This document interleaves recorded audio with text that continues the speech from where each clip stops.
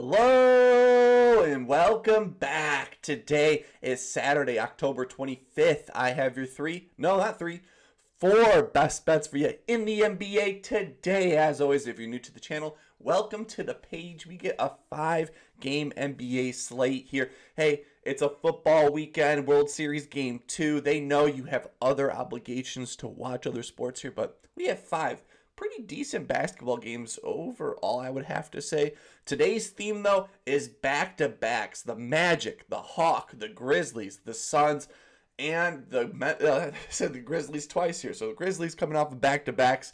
And then Oklahoma City coming off of the 2 double overtime games. So we have Atlanta versus OKC, the only NBA TV primetime matchup here. Both of those teams have played a lot of basketball the last few days. So interesting matchup, 235 over under. Oklahoma City, 6.5-point favorites here. The new look Atlanta Hawks versus OKC. Still a little questionable on who will play and will not play. I know Lou Dort, Case and Wallace are all questionable into this matchup. And then Atlanta, I know they rested a few players, or not rested, but a few players were hurt into that game. So it'll be interesting to see who plays and who doesn't play in that matchup. But we get 5-game slate kicking us off. My Chicago Bulls versus the Orlando Magic, the Wendell Carter Jr. Revenge Tour. Is it still a revenge game for Wendell Carter Jr. versus the Bulls?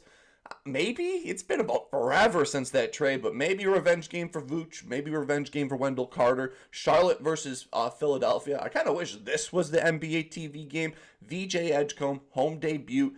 Connor Kniffel, LaMelo Ball, Brandon Miller, a fun Charlotte Hornets team, 235 over under. Philly, 5.5-point favorite. I think that game is going to be sneaky, very good overall. Indiana versus Memphis, the closest game on the slate. I think it opened at 2.5 Indiana. Now it's at -1, leaning -1 Indiana still. 238 over under. And then the late game, the biggest spread on the slate. Denver, 13.5-point favorites at home against the Suns. Like I said, a back-to-back in that game. 234 over under, but a fun slate, I would have to say. Nice fun games, high totals. All these games in the 230s. Fun slate ahead of us overall. Got 4 plays in this 5-game slate for you. And before we jump into today's plays, we got to recap yesterday's action and yesterday in the NBA. I'm going 3-2 in best bets overall, man. Paolo. My Paolo Banchero. He's probably going to do it dirty to the Bulls tonight. He had a horrible freaking game. He took some bad shots. He was not looking good. He finished, I think, below 10 points or just above 10 points in that game. He had a horrible game. I just remember he took a weird fadeaway 3 with the game on the line, and he clanked it. It was a Franz Wagner night overall. Jalen Brunson, he did not burn us on back-to-back games. He cashed this over. Stephon Castle, man, took overtime. He finished, I think, at 16 points. We just need one more basket. He was on the free throw line late in overtime, missed both of those free throws. Just talking about how he shot 5 for 10 from the free throw line and he can't do it again. That fucking guy just missed 2 in overtime. Granted, could have been tired legs, but man, that one hurt to watch him miss both free throws. Anthony Edwards finished the game with 31. Then James Harden, nice to get a nice squeak over. I think he finished the game at 14 rebounds, assists. We had 13.5. He just barely squeaked by for us. 3-2 start. Fun, nice little start to the NBA season, but I'm not satisfied. I'm needing a 4-0 sweep here. And let's just jump into it. For my first play of the day, going to be in the Bulls, Orlando Magic. Orlando Magic on a back-to-back. The Magic are able to play 3 straight, or no, not 3 straight home games, 2 home games in a row. Come on, give us the Bulls that overall. And I'm going to my most improved player. Probably could pretty chalk play if you hear me talking about this, but this Montez Buzelis, we're getting the same number as last time for the game, and I'm back at it like a bad habit. So give me Montez Buzelis, Buzelli ball to go over 15.5 points, coming in -119 on DraftKings. 232 over under. This game should be a little faster pace here. I'm not really afraid of Orlando with their shot blocking opportunity.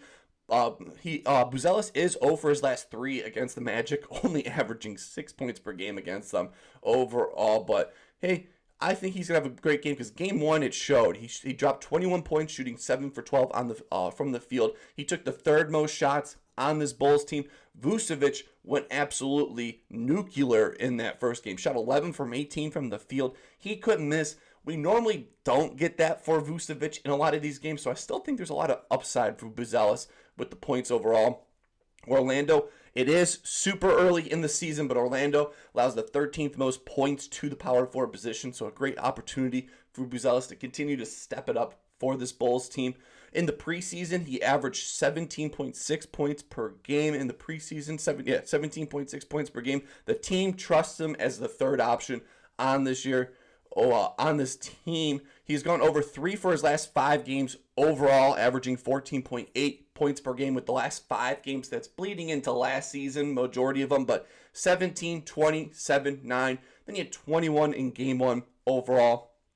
Third most shots on this team. Game 1, yes, he shot 7 from 12 from the field, but he did go 0 for 3 from the three-point line. But I love what we saw from Buzelis. He wasn't afraid to take the open 3. He gets quite a few open 3s with the paint collapsing on Vucevic. He drives to the paint, and he's not afraid to draw contact. He was on the free throw line a lot here, so 15.5. We get the same number. Game 1, he had 21-plus points. I don't expect Vucevic to go absolutely crazy from beyond the arc, so I think they're going to have to lean on Montez Buzelis to create here for this team. I have him projected at 20-plus points in this game again, so I'm back at it. I think this could be another great game for Montez Buzelis. Game 1, 21 points. I think he shoots a little more shots from few more shots, only 12 field goal attempts. I think he actually hits maybe two threes in this matchup here overall on the road.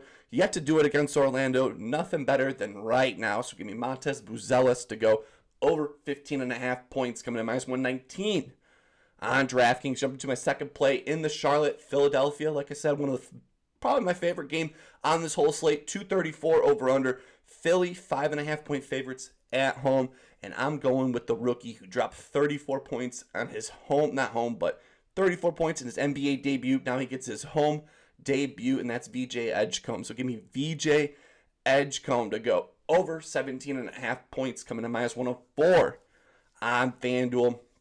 76ers are still without Paul George, and Joel Embiid still on a minutes restriction coming into this matchup. In Game 1, with the minutes restriction for Embiid and no Paul George, he had a 30% usage rate. I love that usage rate for VJ Edgecombe, and he had the green light. 34 points, shot 13 from 26 from the field. He has the green light to shoot anytime he wants. He played 42 minutes, so he had a lot of run for the rookie.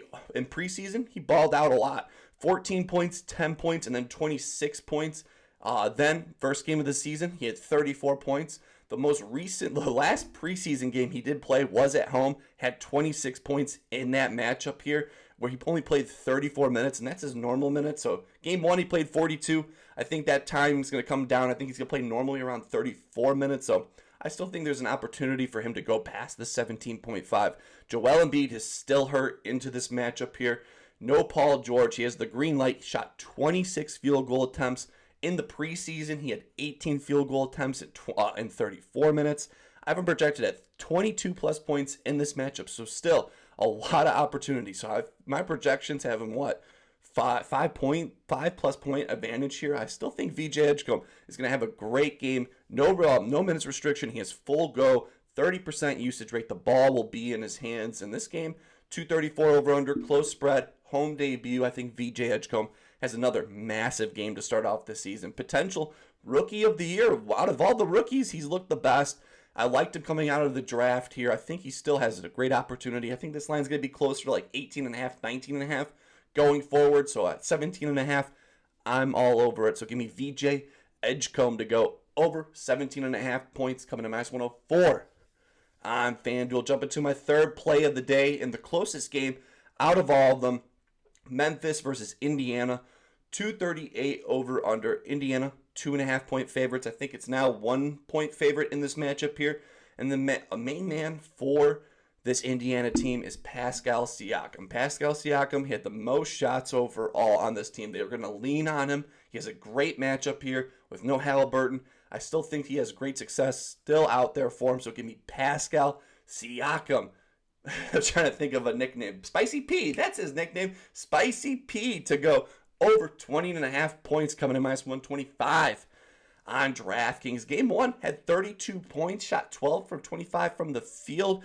Granted, it was in a double overtime game, but in double overtime, he only shot the ball 4 times, so he shot 10 from 22 10 for 21 from the field in regulation overall. So 21 shots for Pascal Siakam. I love that. Only made 2 shots in overtime. So I still think in the regular gameplay, it's still a great spot for him.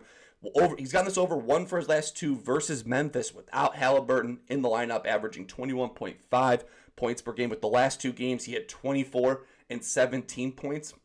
And that game, the one road game in Memphis without Halliburton, he had 24 points in that game.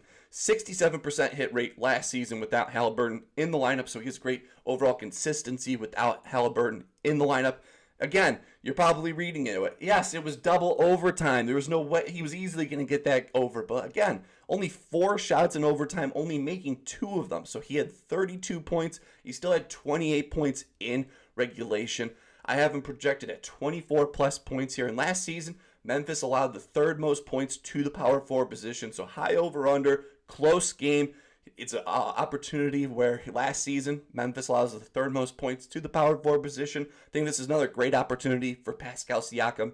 He is the number 1 option on this Pacers team. Yes, I like Ben Mathurin in this game too, but I think this is Pascal Siakam. I think Ben Mathurin will get the Jaden Wells treatment in this game, so I think Pascal Siakam will have to create for this team. So give me Spicy P to go over 20.5 points, coming to -125 on DraftKings. And jumping into my 4th and final play of the day.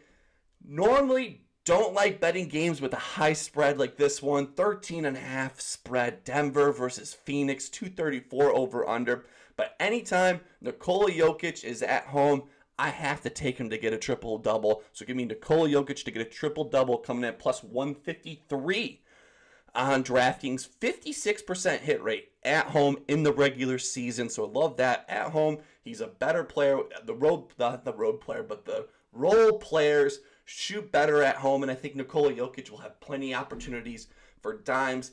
Last season, the Suns allowed the 2nd most points, the 6th most rebounds, and the 8th most assists to the center position, so he has a great spot overall in this matchup. He's gotten a triple-double, 1 for his last 3 games versus Phoenix, and the most recent game was that triple-double. If you remember, he had the 31, 21, and 22 game. He was an absolutely monster of a performance last time he played Phoenix. Game 1 had 13 rebounds with 20 rebound chances. He had 10 assists with 16 potential assists on the floor. So just nice baseline overall. 16 potential assists. Has an opportunity to even get more assists in this matchup. This line on FanDuel is +135. So a little more discrepancy between DraftKings and FanDuel. I'll take a +153.